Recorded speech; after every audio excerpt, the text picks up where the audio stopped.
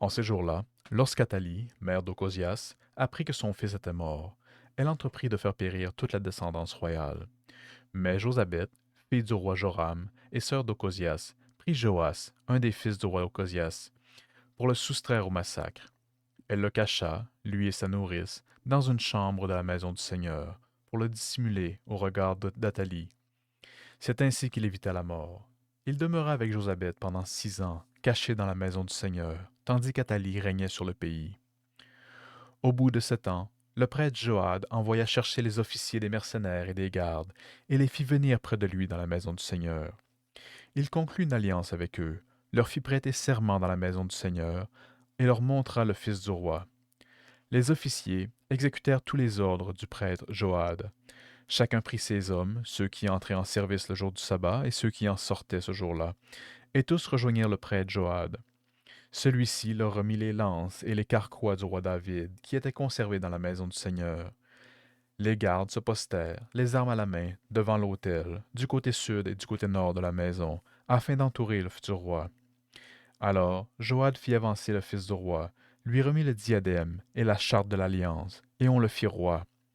On lui donna l'onction, on l'acclama en battant des mains et en criant Vive le roi. Athalie entendit cette clameur des gardes et du peuple, et elle accourut vers le peuple à la maison du Seigneur. Et voilà qu'elle le vit, le roi, debout sur l'estrade, selon le rituel.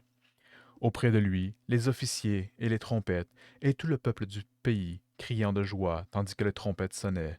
Alors, elle déchira ses vêtements et s'écria Trahison, trahison.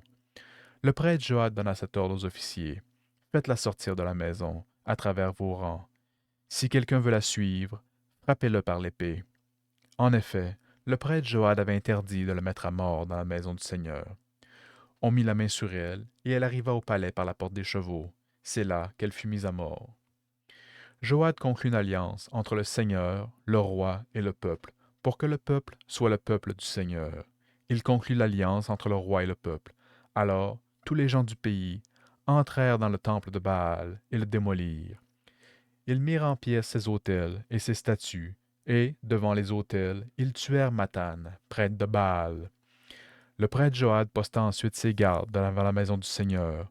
Tous les gens du pays étaient dans la joie, et la ville retrouva le calme. Quant à Athalie, on l'avait mise à mort par l'épée dans la maison du roi.